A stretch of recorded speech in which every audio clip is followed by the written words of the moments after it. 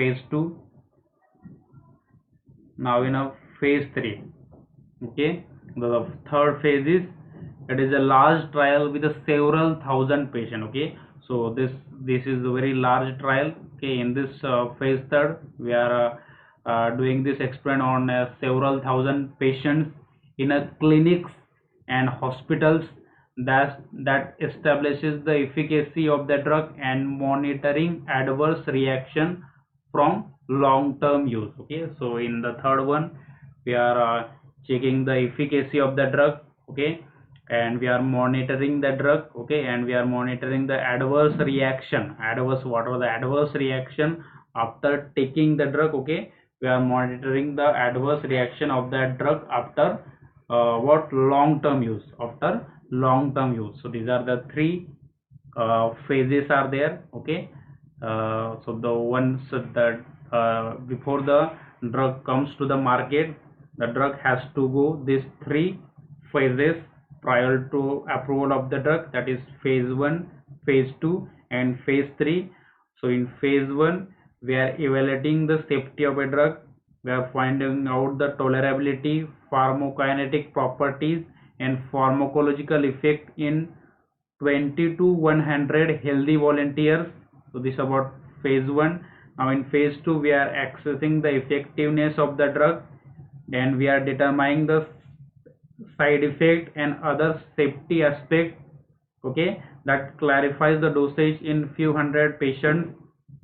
Then phase 3, in this phase 3, it is a large trial with several thousand patients in a clinics and hospitals, that establishes the efficacy of the drug and monitors the adverse reaction from long term use, okay, so this is about the three phases. Then before the discovery, one must have to identify the lead compound. We have to identify the lead compound. Now what is meant by lead compound? LEAD, lead compound. Lead compound is the compound which has the number of attractive properties. Lead compound is the any compound which have the number of attractive properties, or you can say that characteristic, such as desired biological or pharmacological activity, but it may have other undesirable characteristics, such as high toxicity, insolubility, absorption difficulties, and having other biological activities and metabolic problem.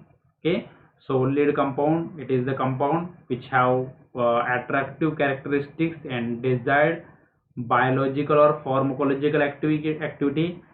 So the lead compound is the any compound which having good attractive pharmacological and biological activity, but it may have other undesirable characteristics, such as it having a problem of high toxicity, that lead compound may be toxic, highly toxic. There may be problem of solubility, there may be problem of absorption difficulties, and having other activities, biological activities and metabolic problem. So this is one of the lead compound, diazepam, Valium. Okay, so the principal step in the drug discovery is the first you have to identify the lead compound. The discovery of the lead compound is very few and just the chance of discoveries. Okay, so having other other biological properties. So the structure of the lead compound, it is found synthesized, or if possible. Okay, then the lead compound is modified by slightly alternating the structure or the substitution to amplify the desired biological and to minimize or to eliminate the other unwanted properties. So once you identify the lead compound, okay, you have to change the structure, you have to change the functional group. Okay, you have to slightly modified, or you are slightly altering the structure or the substitution to amplify the desired biological or desired activity, okay, or to remove the unwanted or eliminate activity. So some lead compound having, for example, in this, if this chlorine is not there, okay, so this drug may not have good properties, okay. So to show the good properties, we are going to add this Cl, okay, to show the desired biological properties, okay. So once you discover the lead compound, okay, you have to slightly alter the structure or the substitution to show the desired biological properties or to remove the unwanted properties, okay. So thus the compound is worthy and extensive biological or pharmacological properties, and it has find animal studies is identified. Thus the compound is obtained and which is ready for the clinical trial, okay. The compound which is obtained and which is ready for the clinical trial, it is called as clinical drug. The compound which is ready for the clinical trials, it is called as clinical compounds, okay. So the compound which is ready for the clinical trials, that compound is called as clinical trials, okay. So once Librium was discovered as a tranquilizer, and it becomes the lead compound for the second generation analog, and it becomes the lead compound for the second generation analogs. Thus the Valium was derived from this, okay. So this Valium, okay, this Valium was derived from Librium. Librium is the lead compound, okay, and by changing the functionality, okay, by doing the modification, we get this Valium, okay. Valium was derived from this, and almost it is 10 time or the 10 10 time more potent than the lead compound. It is 10 time more potent than Librium, okay. Librium, it is a lead compound, it having some some problem, that it may have the problem of solubility, toxicity, absorption difficulty, okay. Once you have changed the structure or functionality on that Librium, okay, it will convert to your Valium, okay, and this Valium is 10 time more potent than the lead compound, it having 10 time more effective than the lead compound. Similarly, after the structure elucidation, earliest penicillin and many other derivative of penicillin were prepared as a antibacterial. So same for penicillin, okay. Penicillin discovered as a lead compound, okay. Then by changing the structure, okay, there are so many types of, or by changing the functionality, there are types of that penicillin are there, okay. And that penicillin have so many the different types of that, by changing structure, different types of properties that can be shown by that drug, okay. So this is about the discovery of a lead compound. Then the next point is your uh, screening, okay. So before the drug discovery, there are some steps are there, okay. So in that, the first step is screening, okay. So we'll see what is meant by screening in detail. So the initial difficulty arises in the discovery of the lead compound, okay. The several approaches can be taken to identify the lead compound. Yes, the first step is assay the compound for the particular biological activity. For example, bioassay screen, it means of determining the desired biological and relative potency of the compound in biological system relative to control compound activity. It is a particular biological or pharmacological effect. For example, the antibacterial activity or anti-convulsion activity, whereas the potency is the strength of effect. So activity means what? It is any particular or a biological or pharmacological effect. For example, antibacterial activity and anti-convulsant activity. And whereas potency means what? Potency means the or strength of that effect, okay. So we have already learned what is the activity and what is the potency of the drug in the last semester. So some screens are in vitro test. Okay, some we are doing this screening in vitro test. For example, the inhibition of enzyme and antagonism of receptor. Others are in vivo test. For example, the ability of the compound to prevent induced seizure of the in the mosses. In general, the in vitro tests are quicker and less expensive. So both in vitro and in vivo, okay, this in vitro tests are less expensive and it is quicker. Okay, so currently high HTS, high throughput screens, that is HTS, which are found to be very rapid and sensitive in vitro screen, initially are being commonly used. With this ultra high HTS screen approaches, it is possible to screen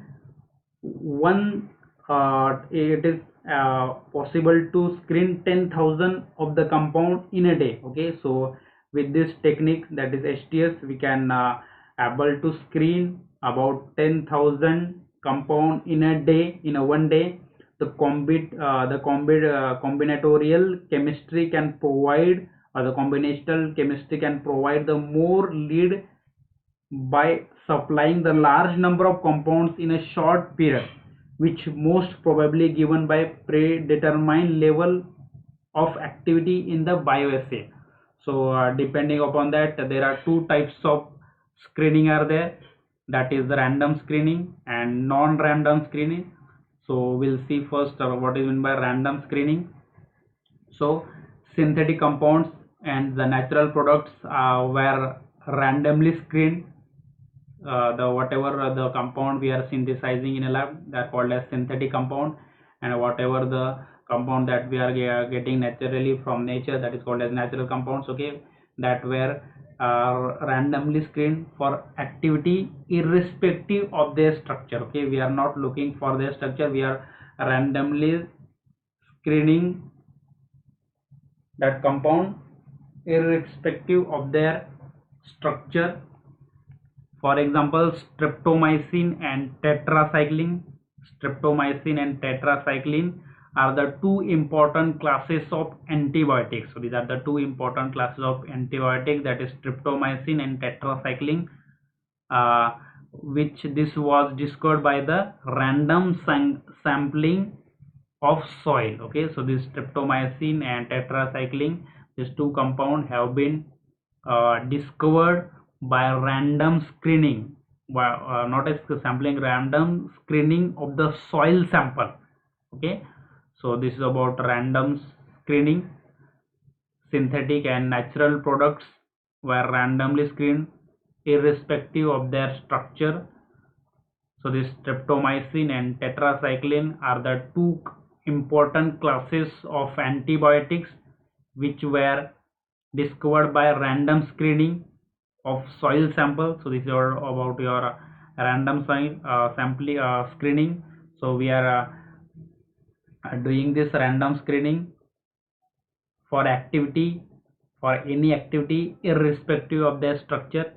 Then second one is your non-random screening. Okay, so this non-random screening also called as targeted or focus screening.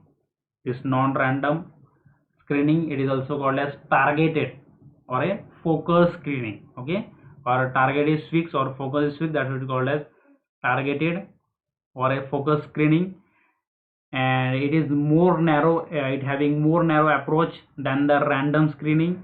In this case, the compound having vague response,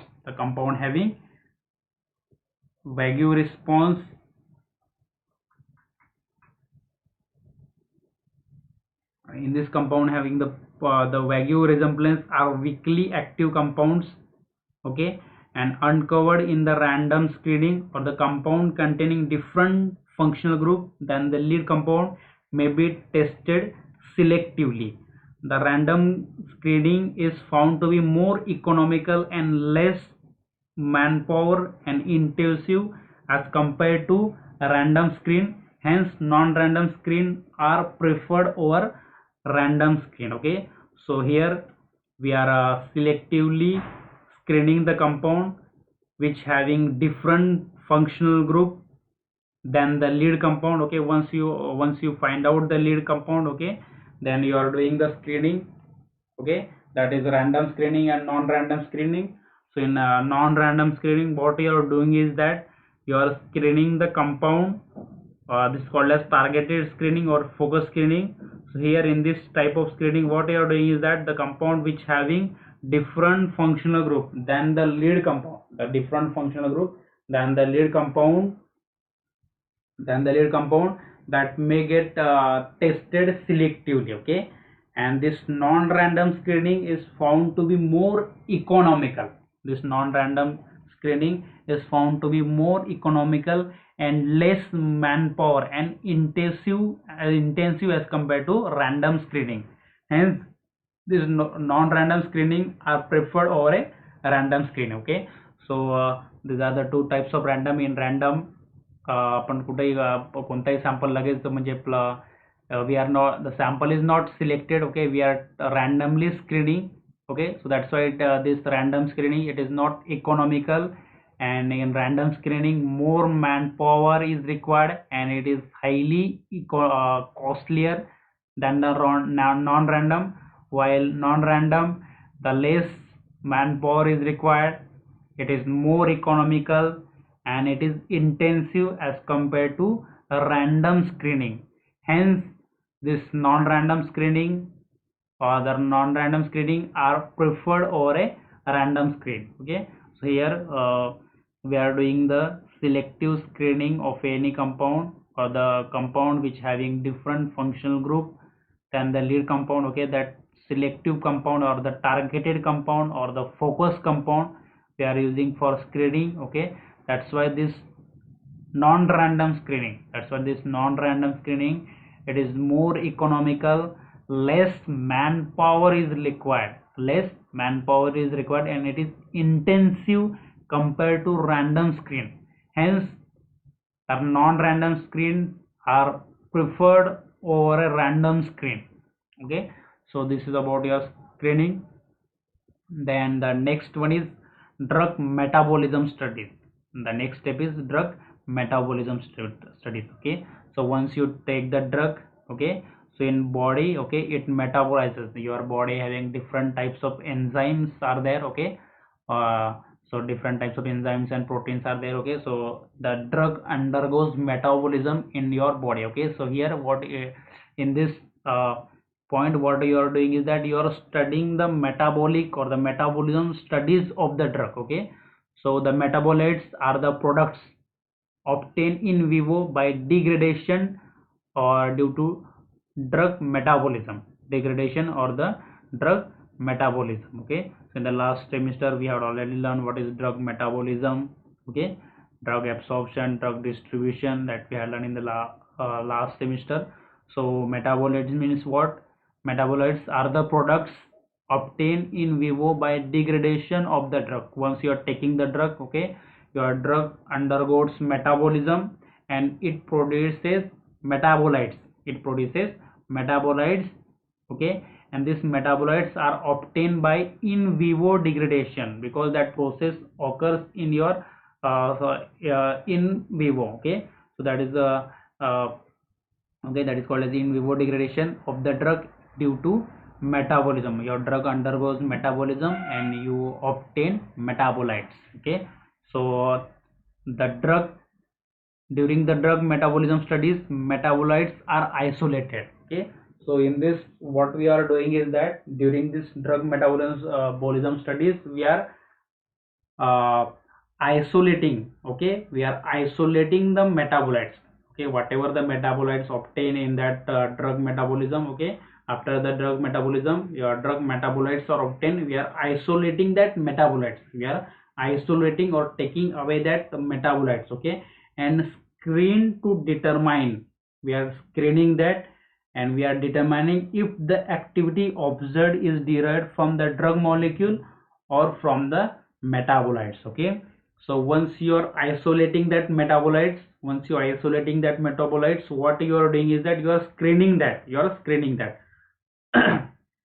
काय होतं माहिती आहे का, जेव्हा तुम्ही drug घेता, okay, इन drug metabolism मध्ये काय करतात, in this drug metabolism study what you are doing is that you are isolating the metabolites, okay, and then you are doing the screen, तुम्ही स्क्रीन करतात, and then you are finding the activity of a drug. If the drug activity is from the drug molecule, that activity is from the drug molecule or from the metabolites, okay.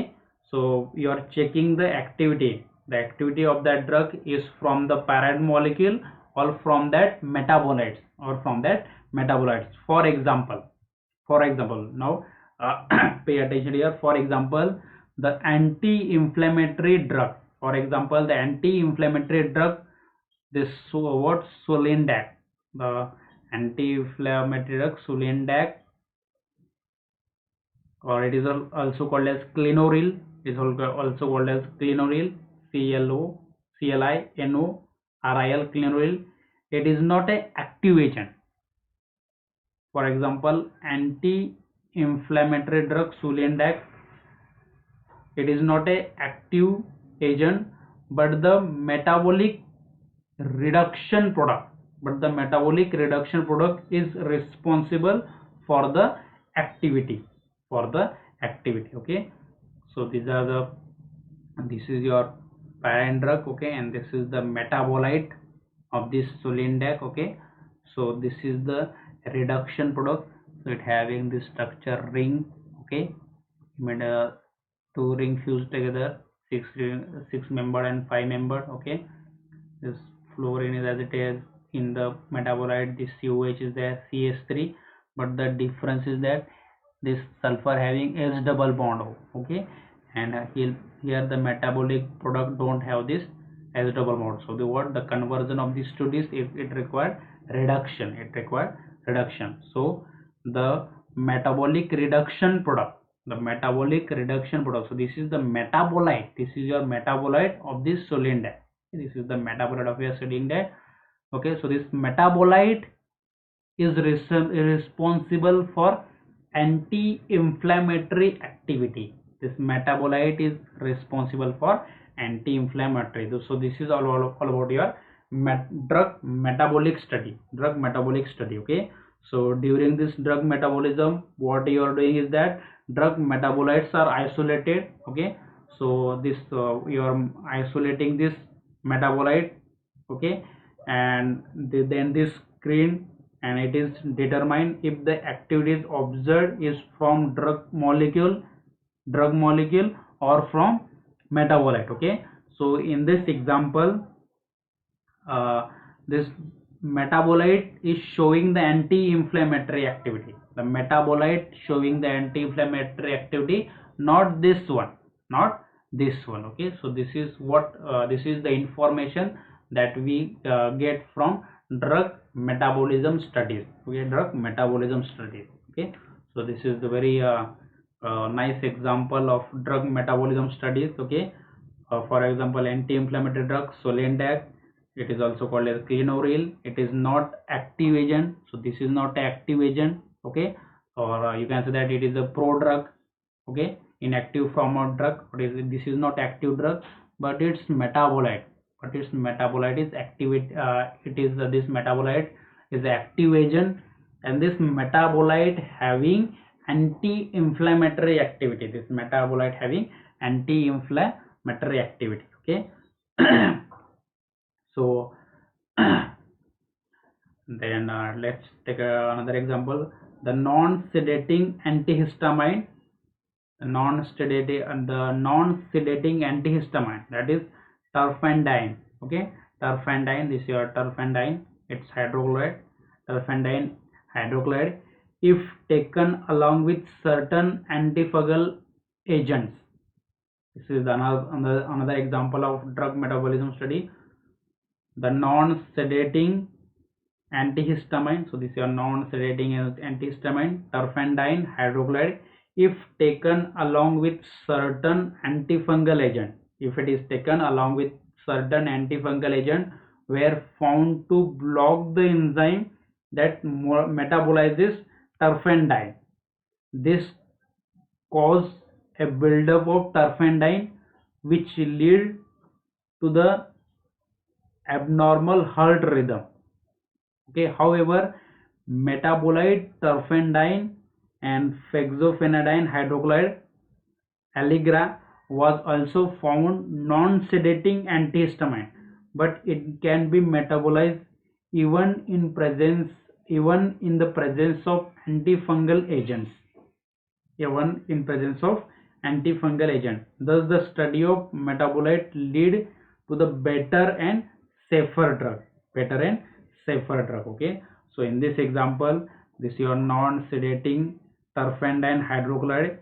If this taken along with certain antifungal agent, okay, were found to block the enzyme that metabolizes terfenadine, okay, and this cause the buildup of terfenadine which lead to abnormal heart rhythm. Okay, so when you are taking this non-sedating antihistamine with certain antifungal agent, okay, it causes the abnormal heart rhythm. It causes the abnormal heart rhythm. Okay, but its metabolite, but its metabolites, okay, but its metabolite even in presence of antifungal agents, okay, the study of metabolite have found a safer drug. Okay, when this metabolite you are taking with the antifungal agent, this does not causes any abnormal heart rhythm. This does not causes any abnormal heart rhythm. The non-sedating antihistamine terfenadine hydrochloride, if taken along with antifungal agent, were found to blocks the enzyme that metabolizes terfenadine, and this causes buildup of terfenadine and which lead to the abnormal heart rhythm. However, the metabolite terfenadine and fexofenadine hydrochloride also found to be non-sedating antihistamine, but it can be metabolized in the presence of antifungal agent. Thus, the study of metabolites leads to the better and safer drug. Better and safer drug. Okay. So it's all about that. Then the next one is clinical observation. The next point is clinical observation. So in a clinical observation, sometimes the drugs sometimes the drug compound may exhibit the more than one pharmacological or biological activity during the clinical trials, and that it may produce a side effect. Okay, sometimes what happen that, okay, during this clinical trials, okay, the drug shows more than one pharmacological or biological properties. Okay, and the drug which shows this more than two properties, okay, sometimes it causes the side effect. It causes the side effects. Then this compound can be used as a lead compound for secondary activity. In 1947, okay, now let's pay attention. In 1947, an antihistamine, dimenhydrinate. So this is the structure of that dimenhydrinate. Okay, C6, it having phenyl ring C6H5, C6H5O, CH2 and CH3 okay. So dimenhydrinate in 1947, dimenhydrinate, okay, dimenhydrinate, or it is also called as Dramamine. It is also called as Dramamine, DRAMAMINE, was tested at the allergy. It is tested at the allergy clinic at Johns Hopkins University, and was found to be effective in the relieving a patient who suffered from sickness, from car sickness. Okay, further study proved its effective in further treatment of seasickness and air sickness. Okay, and it is then become the most widely used drug for the treatment of all forms of motion sickness. Okay, so the clinical observation. Okay, so we are doing the clinical observation. So we are taken the example that in 1947, this antihistamine, that is dihydramamine, Okay, this first it is what tested for allergy, okay, at Johns Hopkins University. Then after the clinical observation, it was found or effective for relieving the patient who suffered from car sickness, and further study it is proved that it is effective in a air sickness, and then this drug become widely used drug for the treatment of all forms of motion sickness, okay. So this is the structure of that. then there are other popular example of the drug derived from the clinical observation, that is this bupropion, okay. Bupropion in KHCl is called as Zaban, okay, Zaban. So this drug is having this drug having antidepressant drug, this drug having antidepressant drug,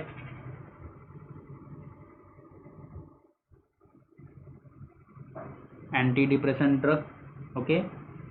And this was found to help in the patient who stopped smoking, and it is now the first drug marketing as a smoking cessation, okay.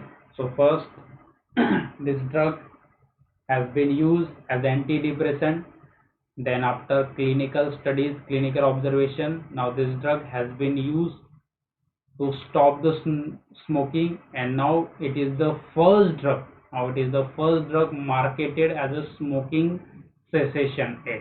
So smoking cessation aid, okay. So this is the what the advantages of clinical observation. Then next drug is this one, this is okay. So the name of this drug is sildenafil,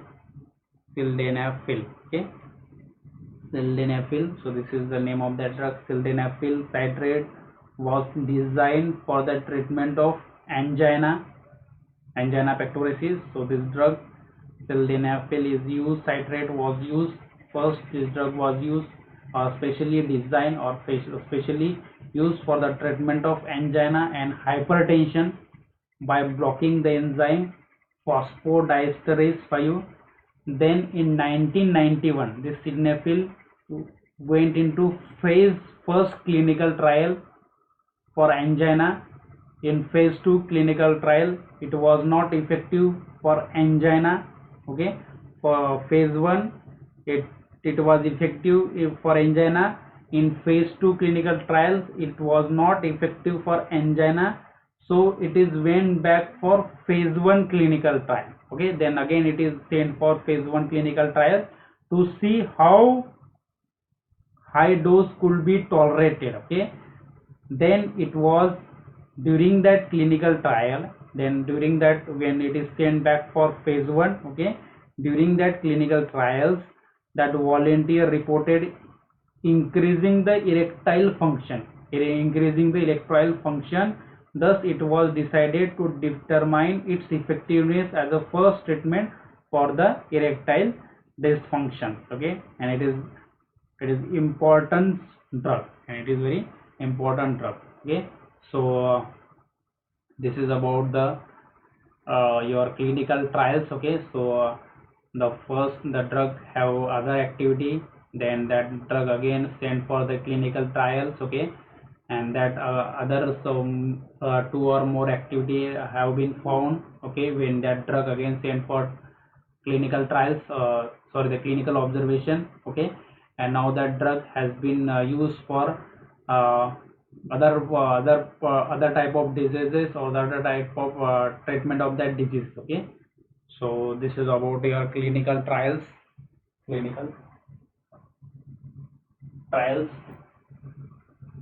Will stop here, okay.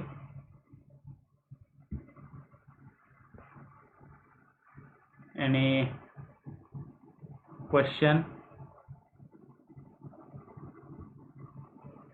Hello?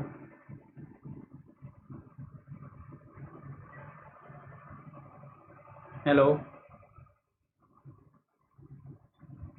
Any question?